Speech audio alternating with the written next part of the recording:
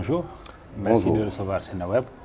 Le ministre de la Justice vient d'annoncer qu'il a saisi le procureur pour l'ouverture d'une enquête sur les révélations de la BBC, mais aussi sur le supposé rapport de l'IGE qui circule.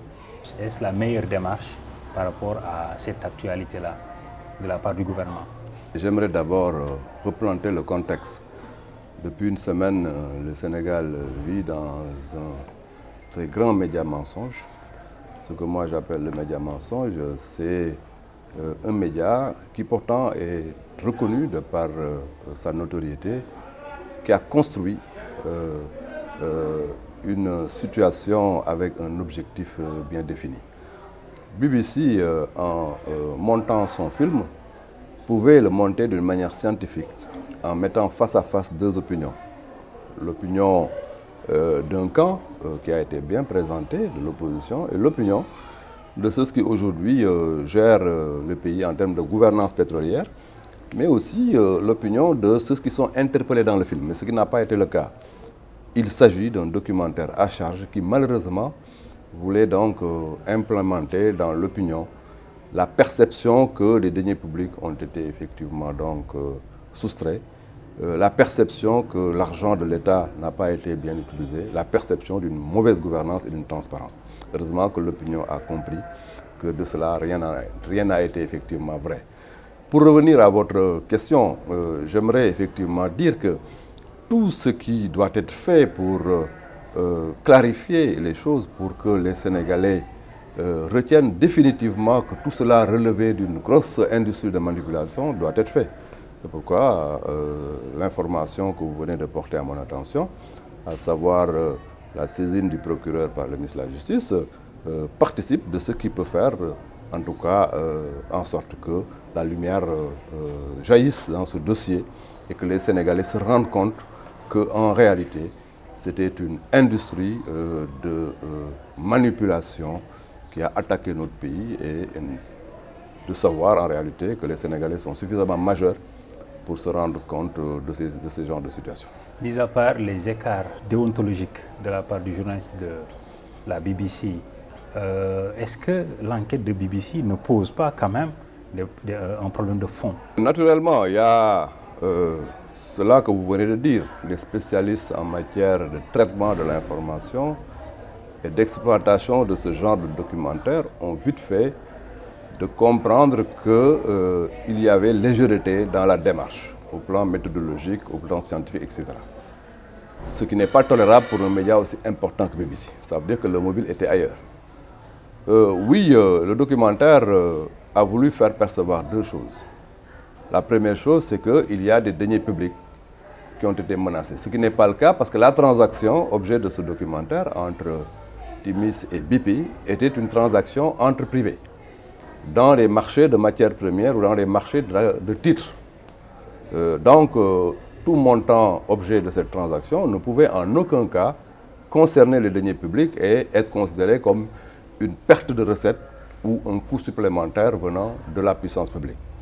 Ce qui est net, c'est que BBC a même présenté effectivement la situation comme une situation dommageable à la lutte contre la pauvreté.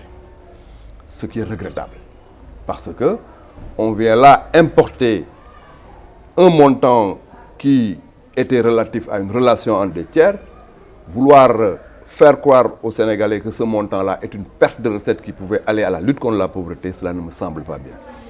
L'autre élément donc important qu'il faut effectivement noter, c'est le jeu des acteurs dans le film. Le jeu des acteurs dans le film, et c'est là où je vais tirer la leçon. Nous avons vu l'ex-premier ministre Abdou Mbaye et Mamadou Lamine Diallo, mais jouer comme de véritables acteurs, bien préparés à occuper le rôle dans le film. Ce qui me paraît quand même extraordinaire. Quand on est un homme politique public et un homme politique dans un pays, on est soucieux de la stabilité, de la paix et de l'intérêt du pays. On n'est pas effectivement en rapport avec des forces extérieures pour essayer de manipuler l'opinion. Ça, c'est une leçon extrêmement importante aussi que nous retenons. L'autre élément important, c'est que le pétrole et le gaz sont effectivement des ressources extrêmement importantes pour le pays. Ça, c'est une leçon. Ces ressources étant tellement importantes que elles intéressent des puissances extérieures, qu'elles intéressent des partenaires extérieurs, qu'elles intéressent des médias extérieurs. Ça veut dire que ces ressources-là, il faut les gérer de la manière la plus orthodoxe. C'est pourquoi je me réjouis de noter que dès 2013, le chef de l'État a demandé à ce que le Sénégal soit inscrit à l'ITE. Aujourd'hui, l'ensemble des contrats dans ces secteurs-là sont publiés au niveau de l'ITE. Autre élément important, c'est le dispositif de gouvernance qui est mis en place pour gérer ces ressources. Le COS-Pétrogaz, extrêmement important. Et dans ce COS-Pétrogaz, on a même convié la société civile et l'opposition, ce qui est aussi un élément important. Un autre élément qui est très fort en termes donc de stratégie à long terme, c'est de dire que les ressources appartiennent au peuple. Ça, c'est la dernière réforme constitutionnelle qui l'inscrit. Ce qui veut dire quoi? Ce qui veut dire que nous sommes conscients que ces ressources-là sont des ressources extrêmement importantes. Nous intervenons dans un secteur essentiel. Il faut prendre l'ensemble des garanties, aussi bien au plan gouvernance qu'au plan institutionnel, qu'au plan effectivement contrôle, pour que ces ressources-là servent aux générations présentes et aux générations futures. Mais BBC pose aussi deux problèmes. Le premier, c'est BBC parle de soupçons de conflit d'intérêts, en ce sens que Aliou Sall, le frère du président Macky Sall, est le représentant de Petrotim. Ça, c'est un. La deuxième chose, BBC, et ça a été corroboré par beaucoup d'opposants, considère que les intérêts du Sénégal n'ont pas été bien défendus, en ce sens que Petrotim n'avait pas les capacités financières et techniques pour mener à bien les opérations. Oui, moi j'aime toujours me replacer dans le contexte. 2012, quand le chef de l'État venait aux affaires, le contrat de Petrotim était déjà signé. Et le décret d'ailleurs qui devait approuver ce contrat sur les deux blocs était déjà signé par l'ex-président Abdoulaye Wade, non encore numéroté.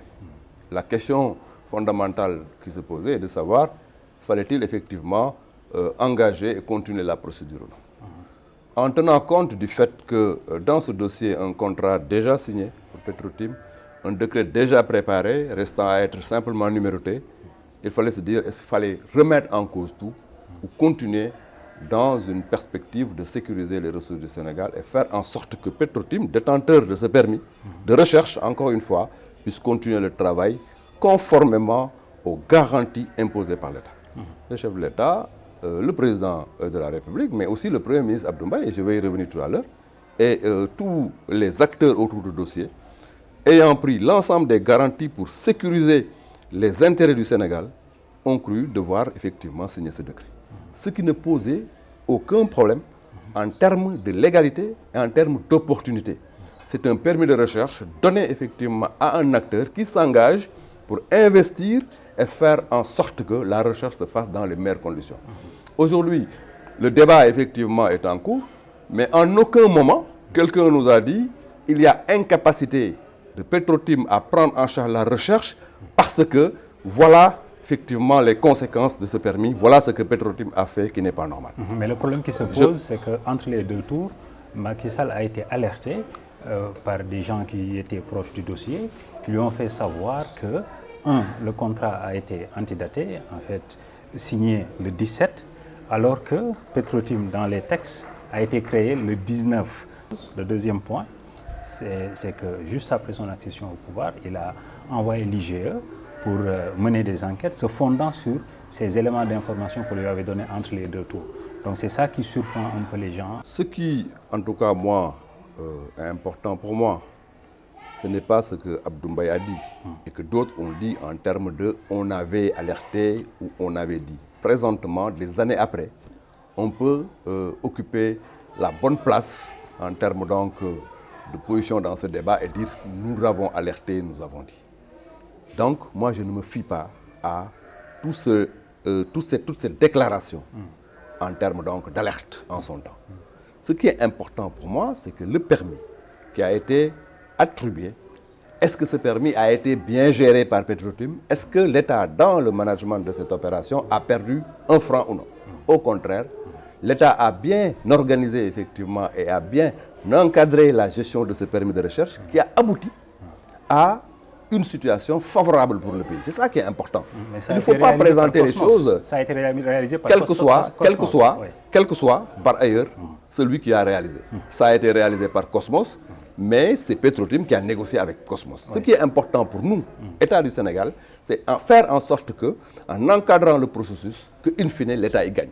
Et ça a été le cas. Fondamentalement, ceux qui veulent cristalliser le débat en termes d'historicité et en termes de capacité de Petrotim à prendre en charge le permis ou non, sont en train de confondre l'essentiel à l'accessoire.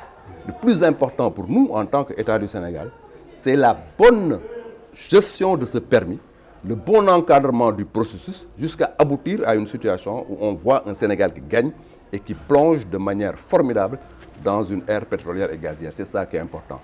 Qu'on ne nous parle pas maintenant de choses qui, en réalité, en son temps, ont été appréciées par des acteurs, y compris Abdou Mbaye, qui, en son temps, avant de signer ce décret, savait très bien que toutes les garanties sont prises pour que les intérêts du Sénégal soient donc sauvegardés.